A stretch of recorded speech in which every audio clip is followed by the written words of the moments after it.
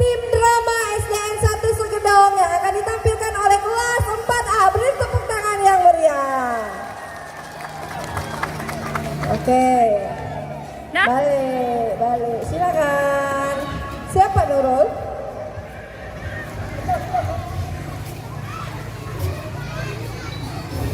Alkisah di sebuah bukit yang jauh dari desa di daerah Kalimantan, hiduplah seorang janda miskin dan seorang anak gadisnya.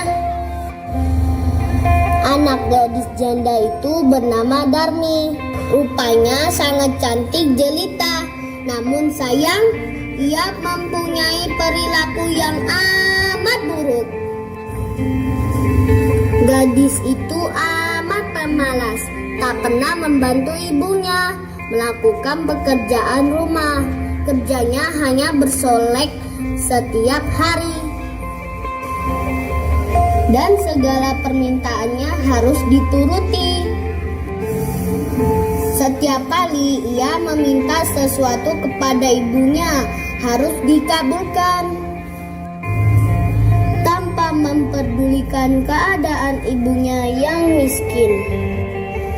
Setiap hari harus membanting tulang mencari sesuap nasi. Suatu hari, seperti biasa, gadis itu mengurung dirinya di dalam kamarnya. Ia tak mau matahari merusak kulitnya. Ia enggan debu-debu mengotori wajahnya. Ibu, coba kesini dulu. Sang ibu tergesa-gesa menghampiri putrinya. Bukankah sudah aku bilang bahwa setiap aku bangun, ibu harus sudah menata kamar ini hingga rapi, menyediakan lulur, air hangat, dan membuatkan minuman sari buah untukku. Kamu itu sudah besar, nak. Kamu bisa mengerjakan semua itu sendiri. Ibu kan tahu kalau aku ini lagi sibuk. Sang ibu hanya mengelus dada, hatinya gelisah. Kesibukan mempercantik diri, hanya itulah yang selalu dilakukan putrinya yang pemalas itu. Matahari mulai memancarkan sinarnya. Sang ibu mulai bersiap-siap untuk berangkat ke sawah untuk bekerja. Ia tidak lupa mengajak Darmi untuk membantunya di sawah. Darmi, ayo bantu ibu bekerja di sawah. Tidak, Bu. Nanti kalau kuku dan kulitku kotor gimana? Apa kamu tidak kasihan sama ibu, nak? Aku lagi dandan, Bu. Ibu bisa lihat gak sih? Ibu kan sudah tua. Jika ibu dipanggil oleh Tuhan, maka ibu tak khawatir lagi. Engkau bisa mengurusi dirimu sendiri. Kita itu orang miskin. Kita harus tetap bekerja untuk bisa makan. Siapa suruh jadi orang miskin? Lagi pula aku tidak pernah minta kamu jadi ibuku. Baiklah anakku. Ibu hanya mohon agar kamu tidak mengurung diri di rumah. Kenalilah lingkunganmu agar ibu tenang jika suatu saat dipanggil Tuhan. Hari berganti hari. Akhirnya sang anak mau menuruti kehendak ibunya.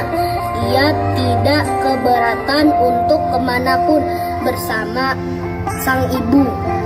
Tapi anaknya ini mengajukan sebuah syarat bahwa ibunya tidak diperbolehkan untuk mengakui bahwa ia adalah ibunya di depan umum.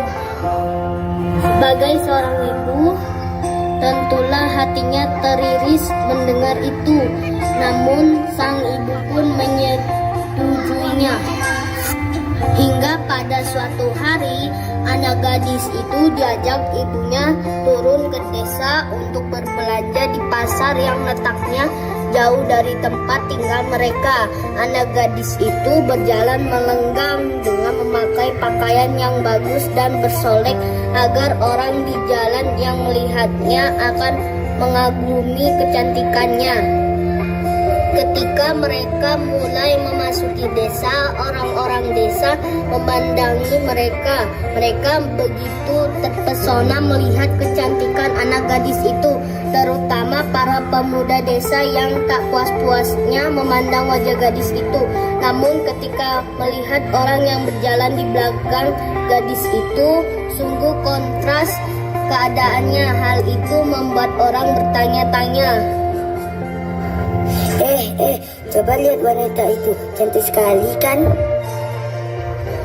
Iya, benar. Wanita itu bagai bidadari surga. Elok parasnya, tak sanggup aku menahan untuk menatap keindahannya. Ya, bahkan wanita itu lebih cantik daripada bunga mawar. Rasanya aku tertarik untuk mengenalnya. Tapi yang di belakangnya itu siapa ya? Entahlah, siapa ya dia itu? Hei, kamu mau kemana? Mau kenalan lah. Aku ikut.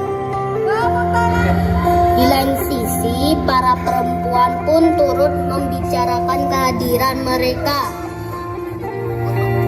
Murti, kamu lihat tidak wanita tua yang di belakang gadis cantik itu? Iya kak, aku melihatnya. Kasihan ya. Sungguh sangat kasihan ya. Siapakah dia sambil membawa keranjang belanjaan di belakang wanita cantik itu? Apakah mungkin dia itu... Shh, jangan berpikir yang macam-macam, gak boleh. Menduga itu tidak baik. Ya baiklah kak. Di antara orang yang melihatnya itu, seorang pemuda mendekati dan bertanya kepada gadis itu. Hai cantik, siapa yang mau jalan di belakangmu itu? Apakah itu ibumu? Bukan, dia itu budak. Hai manis, yakin dia itu bukan ibumu? Bukan, sudah ku bilang dia itu budak. Pergi sana. Astaga, jangan begitu. Iya, hargai orang lain. Walaupun dia itu budakmu, tapi dia juga manusia. Alangkah terlukanya sang ibu mendengar itu. Hatinya menangis dan ia benar-benar tak berdaya menahan sakit hatinya. Ia berbisik dan memohon kepada Tuhan. Akhirnya si ibu pun berdoa. Ya Tuhan, hamba tak kuat menahan hinaan ini. Anak kandung hamba begitu tega memperlakukan diri hamba sedemikian rupa. Ya Tuhan, hukumlah anak durhaka ini. Hukumlah dia. Atas kekuasaan Tuhan yang Maha Esa, perlahan-lahan tubuh gadis durhaka itu berubah menjadi batu. Perubahan itu dimulai dari kaki. Ketika perubahan itu telah mencapai setengah badan, anak gadis itu menangis memohon ampun kepada ibunya. Ibu, ampunilah aku, ampunilah kedurhakaan anakmu selama ini. Ibu, ampunilah anakmu. Maafkan ibu nak. Ibu.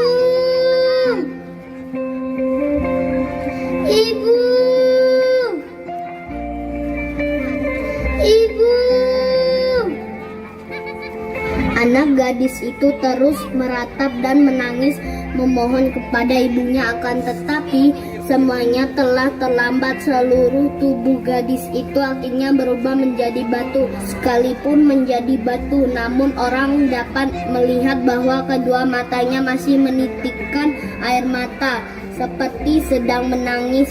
Oleh karena itu, batu yang berasal dari gadis yang mendapat kutukan ibunya itu disebut batu menangis.